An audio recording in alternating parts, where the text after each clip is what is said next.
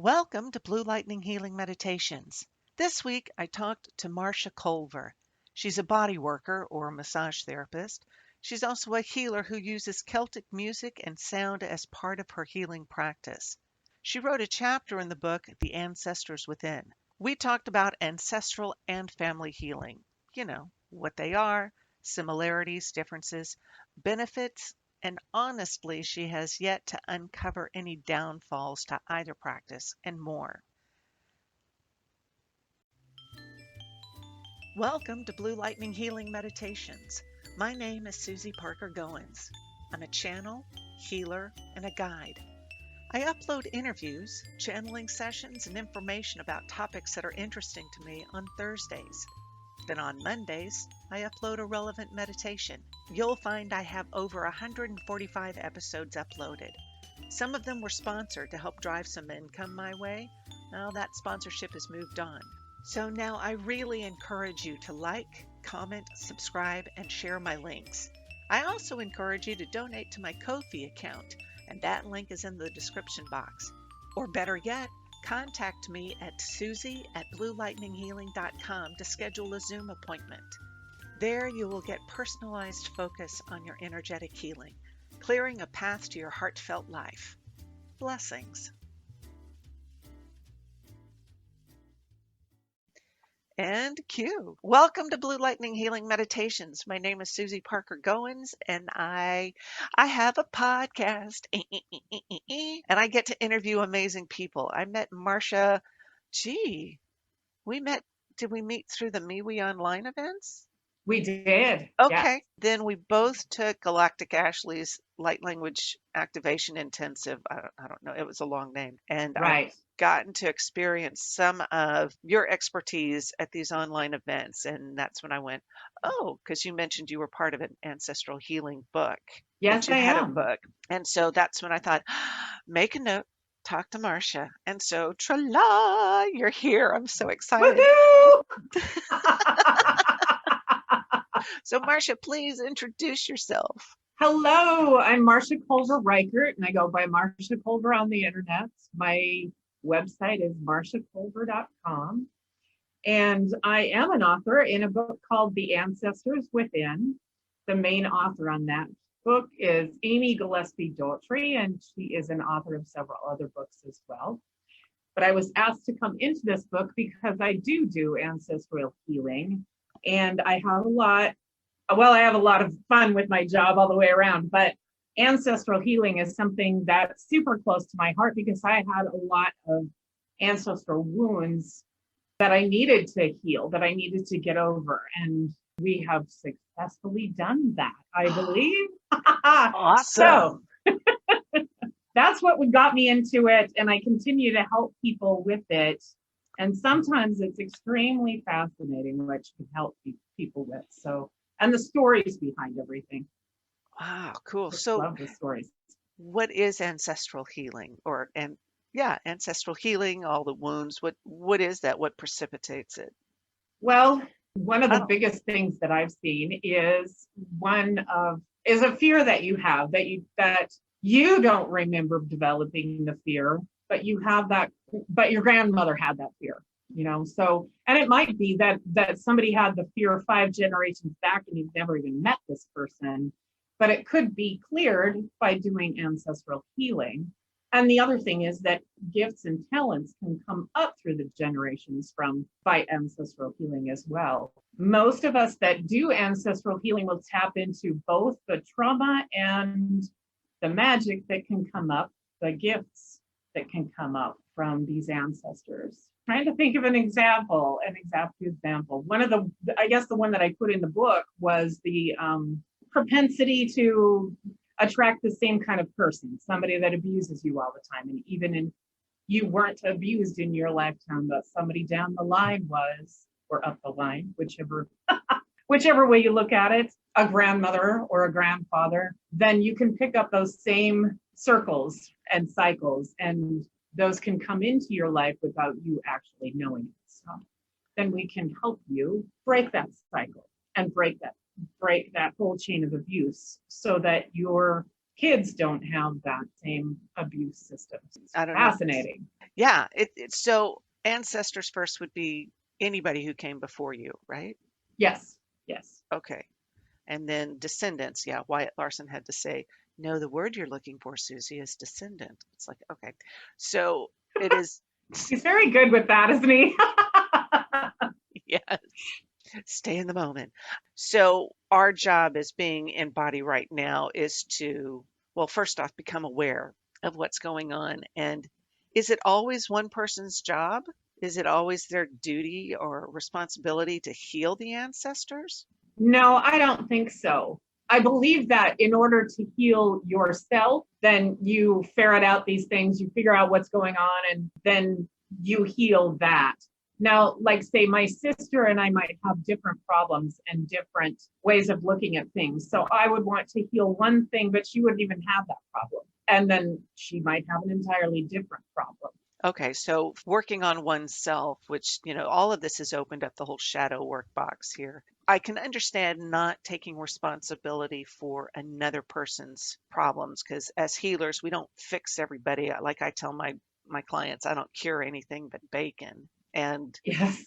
it's our responsibility to heal ourselves. Right. Your clarification that you have this and your sister has that, and those aren't always the same, that really helps. Good. I think I will touch on family healing later on, but ancestral healing is not exactly the same as, say, a family healing, right? Right. I don't look at it the same. We are each responsible for ourselves. And in family healing, I believe that we might be influencing somebody in our family. And the fact that we are influencing them is their deal, right? So we can heal the whole family, but that's a little bit different than ancestral healing. And wherein most of these people aren't alive anymore, for once. In ancestral healing. Right. Right, Okay. exactly. Okay. So we're healing wounds that got passed down generationally in our genes. Okay. Yes. So I was about to go there. So it's like in our DNA that this can even become Yes, encoded into. right. Okay. That whole deal about epigenetics and how things can ride on the genes, all of all of Okay. that can be discussed in all of this. Yeah. Okay. So there's a lot of deep, deep healing that can occur when one looks at their ancestral line. So if you don't Absolutely. have the story of the ancestors, like, I think my youngest sister has done some genealogical, that's a hard word to say, some genealogical research into our family. And she hit a roadblock at somebody on my maternal grandfather's side and all that. Do you necessarily need to know your lineages, your genealogy to do this? No, in fact, I had an aunt that did genealogy, and we've gone back centuries, hundreds of centuries, I would say. Wow. An insane amount to me, things that I don't even care about anymore. But some of the the kings in England, and I always think, oh my lord, there's some healing I have to do if I'm related to the kings in England.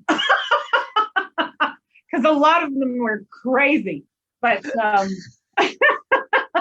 I got way off track there. Sorry.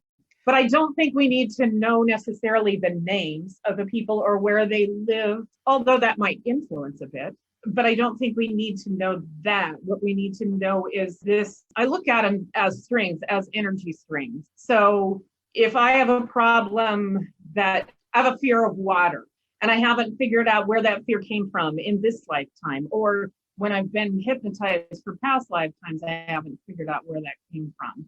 We can be hypnotized as well to look at our generational healing or the generational healing that we might need to do.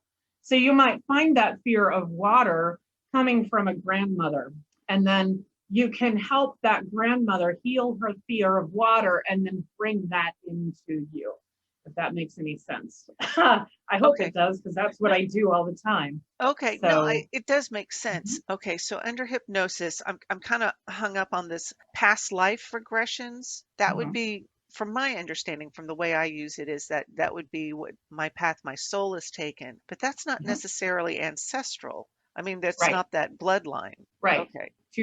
Two entirely different things for me.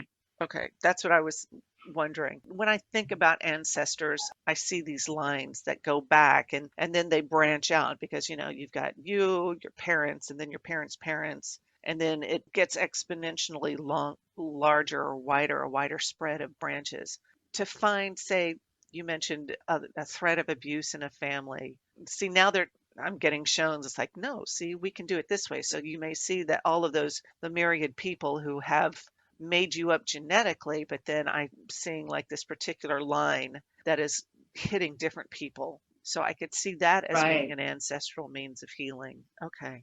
Wow, that's Hmm. Hmm. fascinating. And What? to me, that looks like kind of like a spider web that's going through, or, Yeah, an yeah, energy web, that's yeah. going through. Yeah. Or a tree or something, but whatever kind of Hmm. branchy thing you've got, that's amazing. Okay.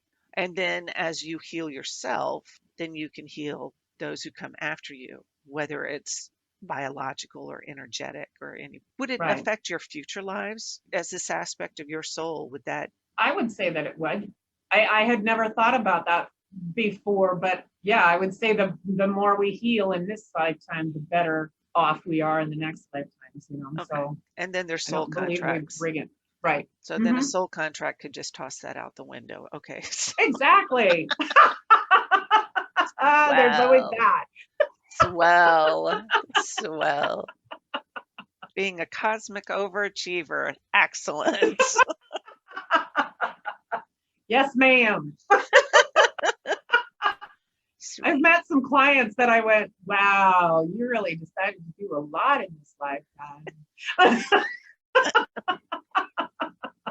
Yeah. It's like, gee whiz. Okay. So Right. we've just glossed over some of the benefits, healing yourself and healing others. What are other benefits that can arise from ancestral healing? Well, I love that I've known people who went into the same line of work as an ancestor without even realizing that they did that. And then when they connect with this ancestor, then energetically, then they're able to bring more of that in. One man he made shoes for a living. And that's not a craft that we really do anymore, right? So you can't look to your peers to know how to make better shoes necessarily, but he could connect with his great grandfather who did make shoes and was really, really well respected for that. Oh, And then allow that energy to come into him. And even if it's just meditating on, I have this problem, I don't know what thread to use, or I don't know how to keep the soul on well enough, then you can connect into that ancestor, meditate on that, and ask him to help you with this. And it might be that you look at that as a guide, however, whatever works for you. That's what I always say. But no, that's an um, excellent example because my middle son wants to be a CPA, and that's what ah, my father did and his father did. So it's like, hey, you guys go on over and help Christopher there. That would be great. right, yeah. Okay. I'll Okay. send my mom. Well,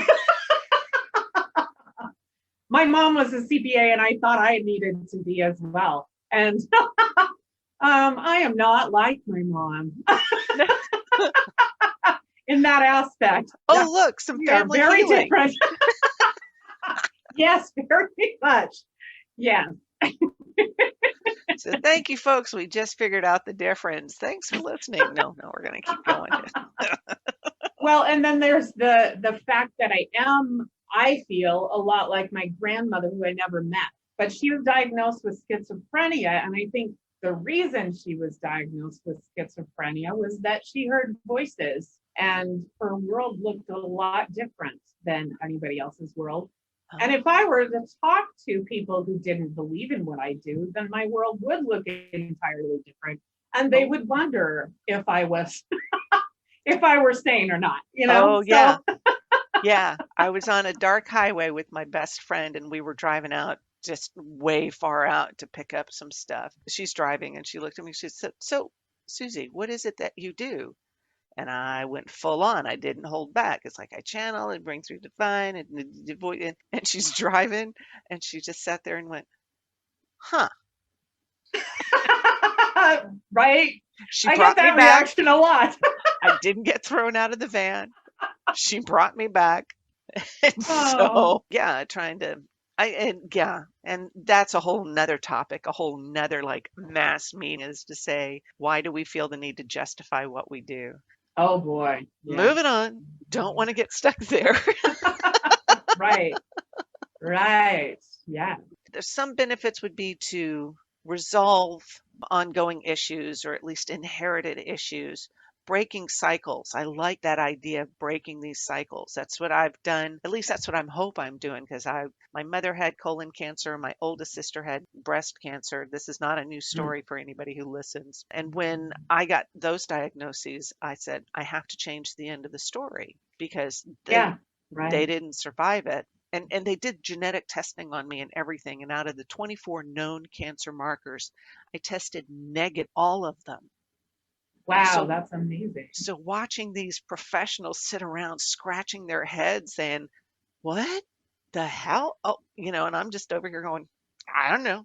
You guys just do what you need to, man." And I threw it out the window. I told you I'd change the end of the story. And so now that's what I hope is that even if I'm long gone, I'm haunting my children to get that first scan done when they're 35 because I didn't do it.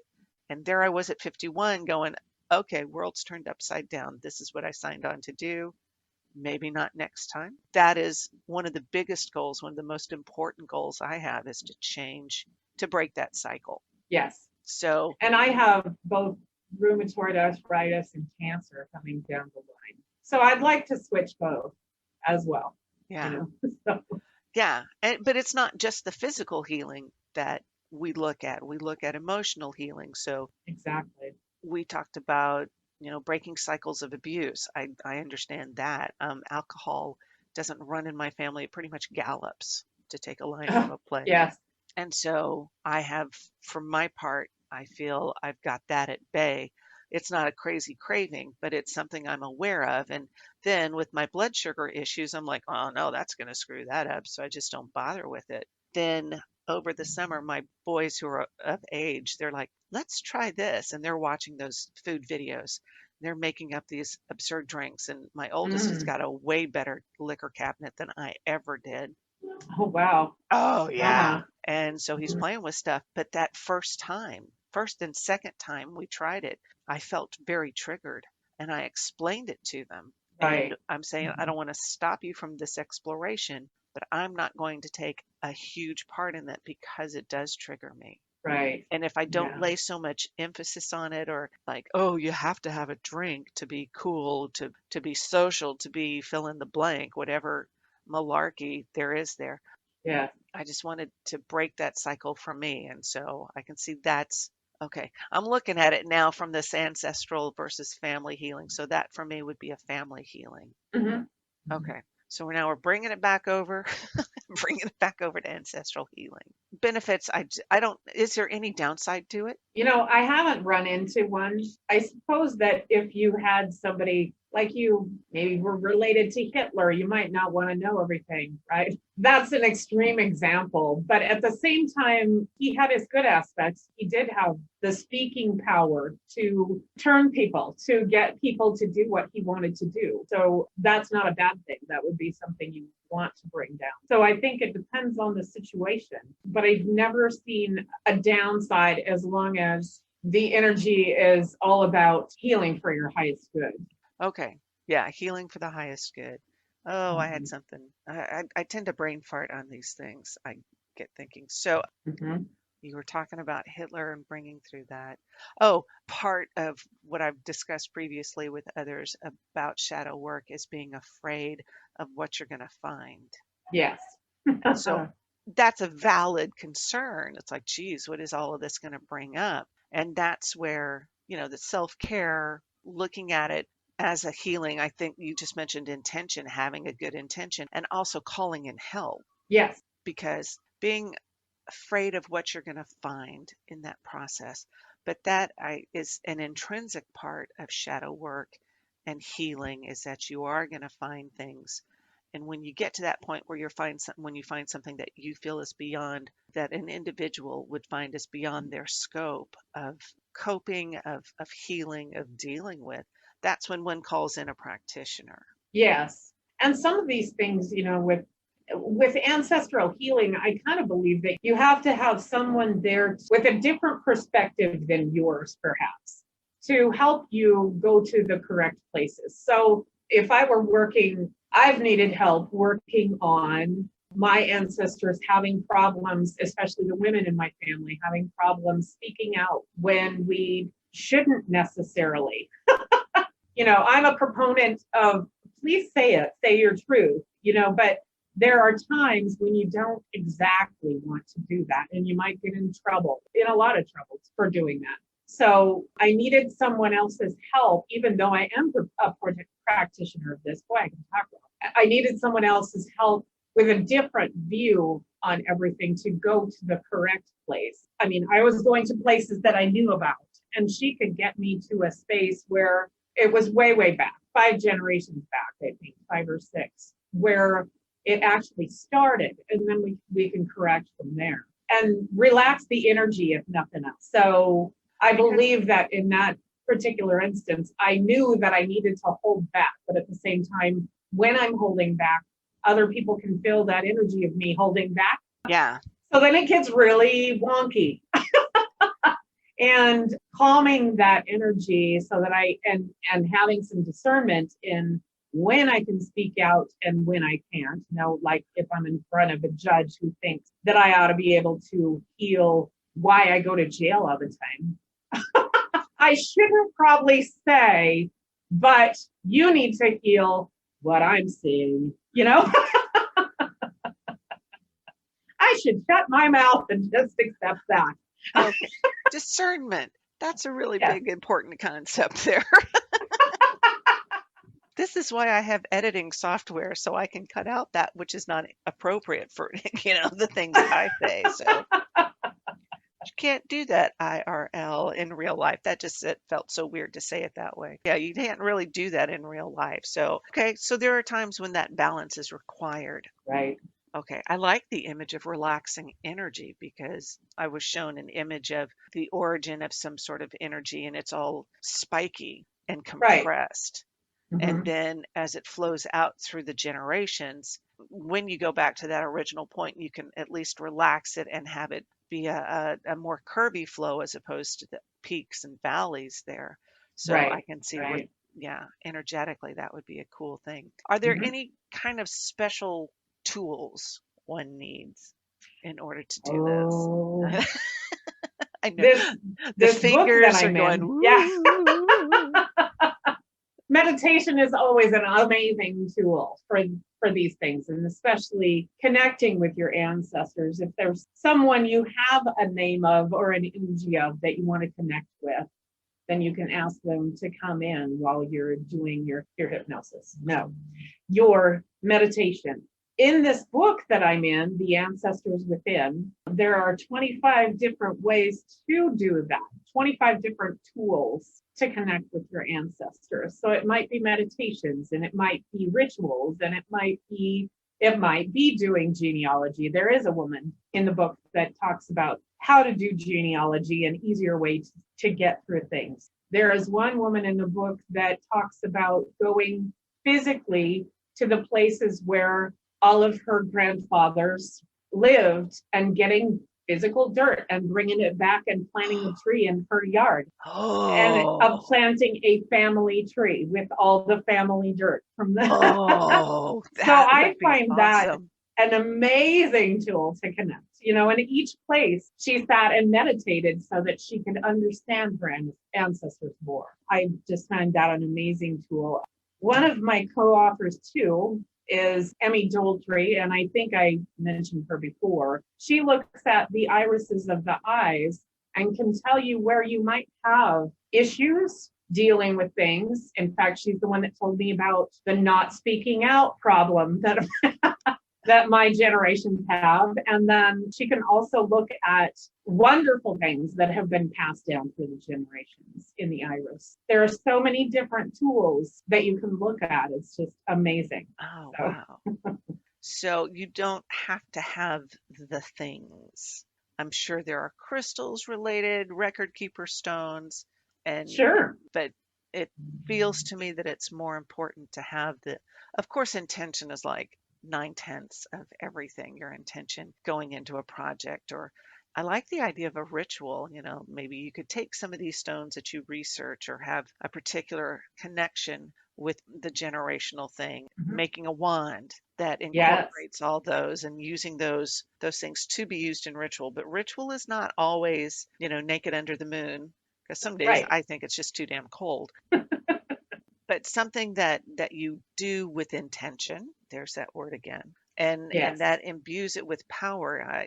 That's cool. That's amazing. And wouldn't even learning from other people's experiences, say from your book. Oh, yes. That's definitely key to it. Right. And if you think about, you mentioned stones. If you think about it, jewelry is often passed down through the generations, and it might be on the male side or it might be on the female side, but it carries energy. Things carry energy. Yeah. So if you want to get closer to your great grandmother who handed down this ring, you can do that. Or if you want to, if someone had a certain gift that you want, maybe the gift of second sight, psychic sight, then you can maybe use their ring or their necklace or whatever. That's a great idea as well. Yeah, and the connection between the families. My youngest sister was very close to our maternal grandmother. And she's like, what do you have that's hers? It's like, well, here, I've got this in her handwriting. So whether I pass it over to her or not, she certainly has pictures of recipe cards. Was the last thing I sent to her. And this one was in my oldest sister's hand. And this was in Mom's hand. And here's one in Mommy Pat's hand and stuff like that. So I can see where, I don't know for her if it's more of a family healing. But even then, those pictures, that could, the Latino culture has Dios de los Muertos, which is the Day of the Dead, and that's end of October, 1st of November. And I have seen at a place called Teatro Dallas, which was the Hispanic theater in Dallas, and they had, for their Day of the Dead, they had all of these shrines constructed and displayed. So beautiful. Making this, it was amazing to see it, this woman's grandfather loved his tequila, so there was a bottle and a shot glass, and then all the other things there. And there was the bowl they used to the mortar and pestle of sort of things to make the masa for all these things. So it's very beautiful. It was so culturally enlightening for me. To have a culture that goes, no, we're going to go out and clean out those graves, as opposed to other cultures like, oh, no, we don't age. No. Right? Oh, no. There is nothing in that closet. Right. So I would see that would be a great generational thing to do, whether it's somebody who had those family secrets. Those always intrigue me. So that's in the family. Yeah, let's go ahead. We've got time.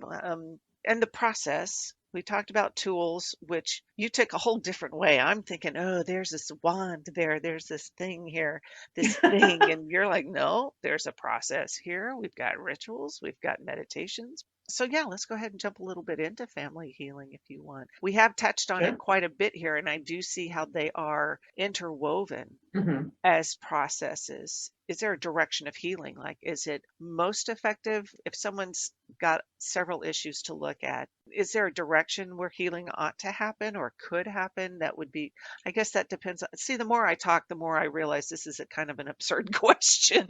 It's like, that's totally okay. I understand. And if I could complete the question, that would be really great.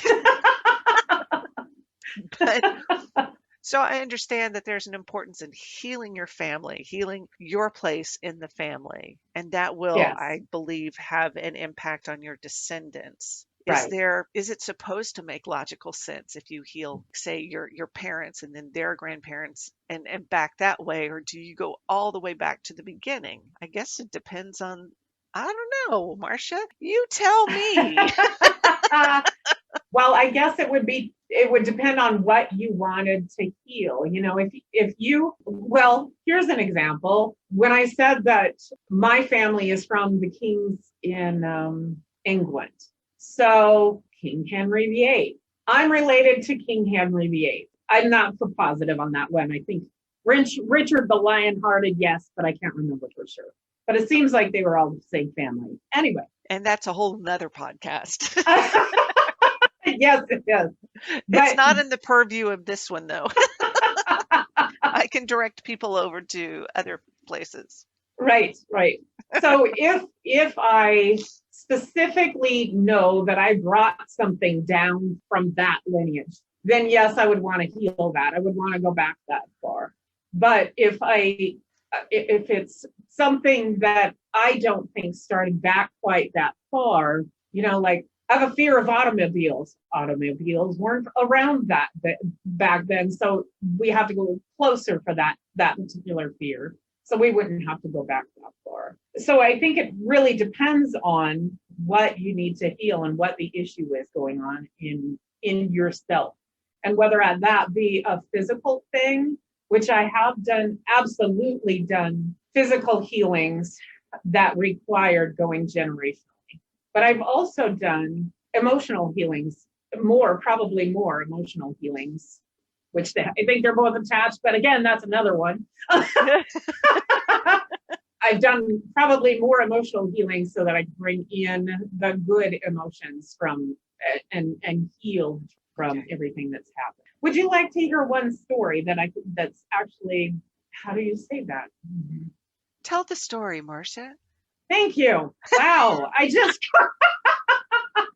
I'm glad I'm not the only one brain farting on words, man. It's fine. Just got really distracted by my computer. I would think that it would just shut everything else down when I'm on one of these calls, but no. So I was asked by a client if I could help her get rid of a curse that is a documented curse that they actually have documented in the Smithsonian Museum from her family. And she is, she's Native American Indian. We'll just say that. The tribe right now probably doesn't matter. But what had happened was one man tried to steal away the wife of another man in the tribes. Both of them were very, very high in the culture, cultural leaders. And the first man, the man with the wife, put a curse on the other one. And so her family was the one that carried the curse. She told me the details about all of this. And right now I can't remember all the details. And I do remember that what I found fascinating was that I use a lot of Celtic music in my healing work. And because it was Celtic music and not Native American music, it kind of tricked them a little bit into relaxing so that I could tap in a little more into each side. So both sides felt wounded. And when we brought the energy of love, and I asked her to help me with that, I asked her to see all three of these people and bring in the energy of love and tell them how much it was affecting everything. So it wasn't just her side and her lineage, but it was affecting the other side as well. When we were able to heal all that, she stopped having car accidents every year. Every year. Holy moly. She has been healthy and not having these exponentially horrible things happen to her continuously. So, and then she's reported that the other family as well has become more happy, has had more pleasant surroundings, we'll say. And so both sides were able to heal that. That was such an honor to be involved in something like that, and such a wonderful story to be able to share with other people of how effective it can be. Okay, so you were talking about the family who a Native American curse. You brought in the love to it. Mm-hmm.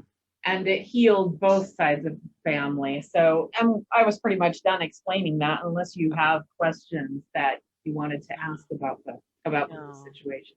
So it seems to me that you have success helping clients work on the ancestral healing. What could one expect in that session, which I already know? My guys are all sitting there just going, it's different from person to person. What are you? It's like, no, I want people to know what the potential is here. This is possibilities. We're not talking writing in stone. And they're all over there just going, ugh, humans. Of course they are, because they think they usually are. Like, you people are so linear. Yeah. But when I Oh, do have a client come in for a session, I usually don't have somebody specifically say, I need to come to you for generational healing. okay. What happens is that we discover what's going on through working either with the body or with the energies. And I do a massage as well sometimes, not always, but it might be Ooh, that I'm touching your body. Hmm? I was gonna ask, has it come up during bodywork sessions? Oh my God. Oh, yes, yes, yes, always. Oh, cool. So, Dang, you're in a different time zone too, man. Ah, oh, I'll be out there. I'll be out there before the end of the summer, I bet. woohoo, woohoo. Let me know. So, I might touch your shoulder and tell you this doesn't even feel like yours. Can I ask you if I can tap into your ancestors? And I will get a hint as well from spirit as to whether or not it's past lives or ancestral. And sometimes they're related, I have to tell you too. So you came in to heal specific things for you. It might show up as a pain in your shoulder, but it might be all connected. So whoever this person is that put a spear in the back of your shoulder or a knife in the back of your shoulder might, let's see, have carried the same energy as, say, your great grandfather. So we work both directions, and I talk about this happened in your past life, and then I talk about but your great grandmother on your mom's side had this going on as well, and the energies are a lot the same. So you can imagine that those two strings of energy coming into a hub, and there might be other strings going off into other places. So it makes it look like a big spider web.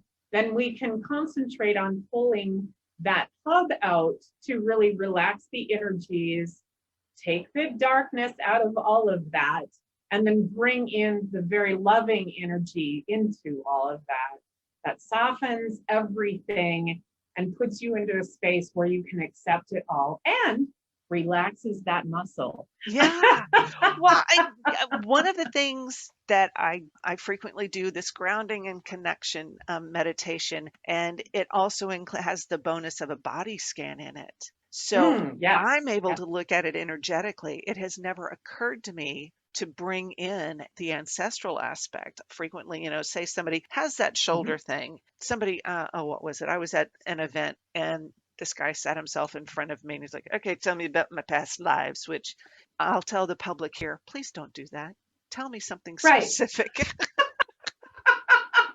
Just tell me something specific. If you're trying to test me, I will send you over someplace else, somebody who feels Mhm. the need to justify their existence.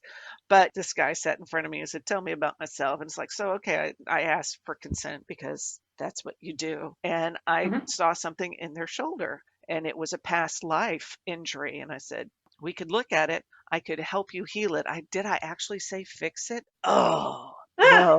What a newbie mistake.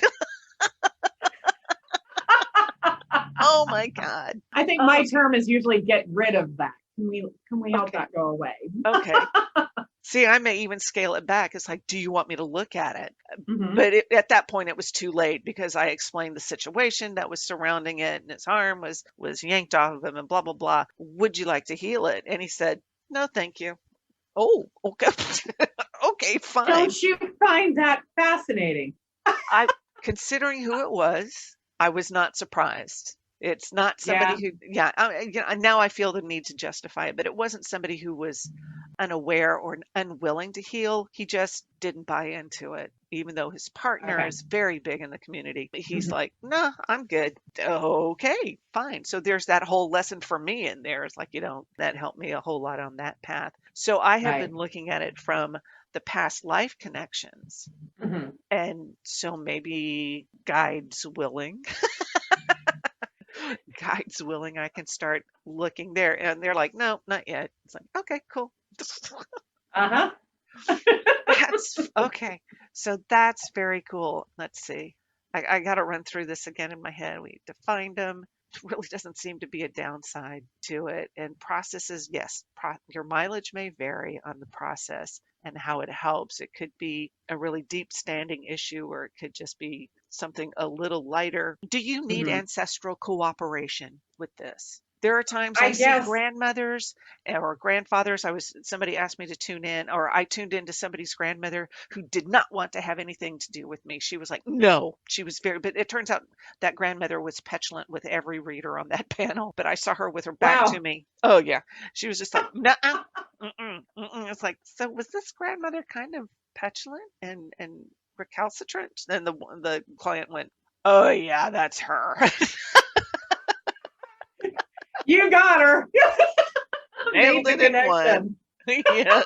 So, Well, yes and no. The example that I gave of the curse in the Native American tribe, those two grandfathers didn't want anything to do with it until they realized it was hurting people on both sides. It took a little coaxing for me to, you might even call it trickery, because I went about it in an entirely different way and came at it through a Celtic angle instead of a Native American angle. And I got in to talk to them in a different energy, I guess. And then they were able to see that, oh, okay, maybe I did a jerk thing, so otherwise they weren't going to budge in the slightest.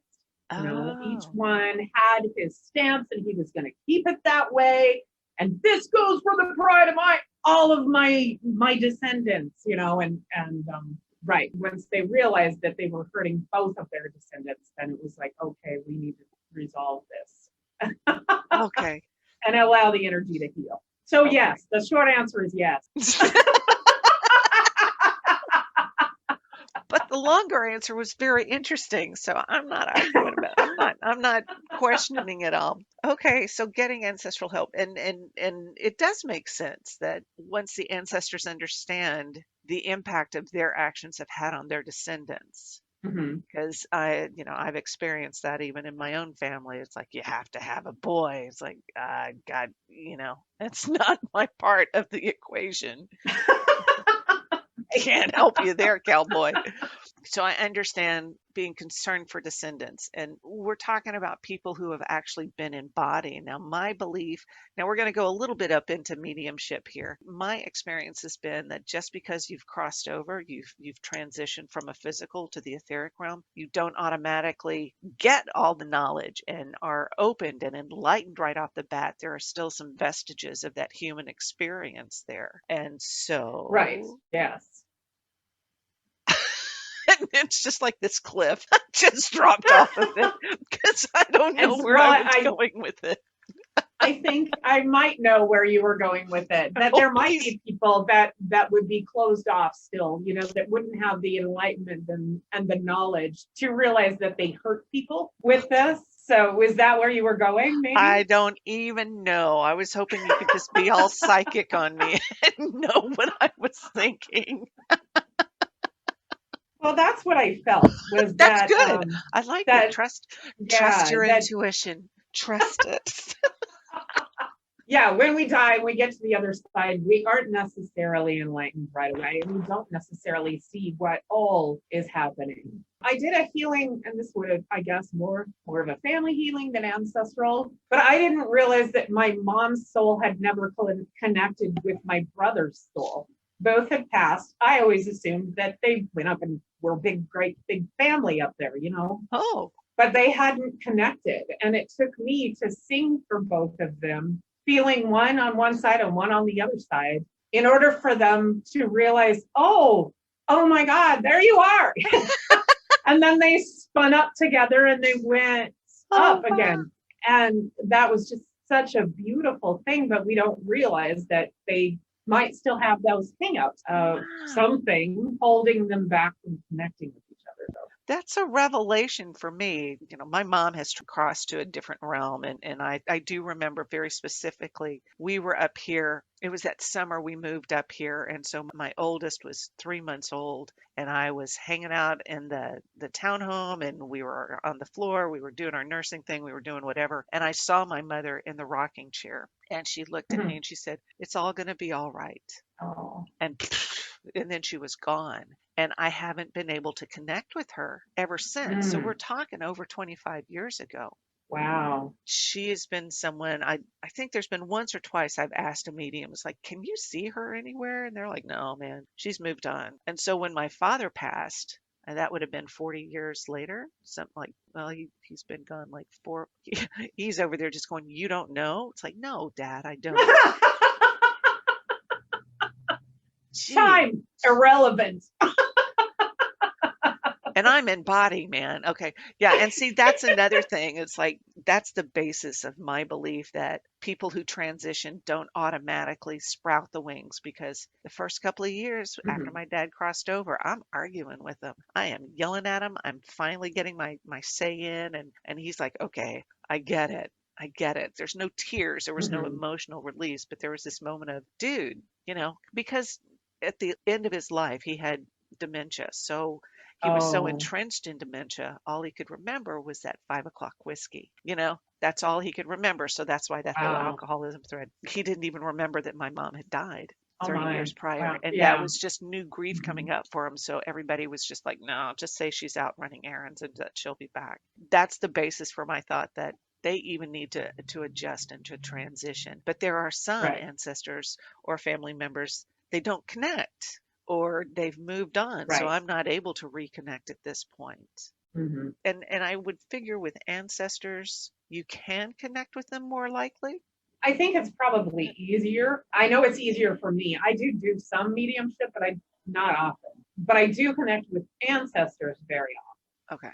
And I do see them recurring in other lives as well. So your mom might have been your mother in a few other lives, or your grandmother or whatever. Right. So, but I think that thread makes it easier for us to connect rather than just pulling a friend, out of the other side and trying to connect with them. I Yeah. think it's easier to connect, if that was your question, easier to connect with relatives and Okay. ancestors. Okay. Yeah. Well, I haven't seen anything mentioned as, friend healing here. Well, I haven't seen that as being a thing. We could Right. probably plant the seed of it right here. Who knows? Sure.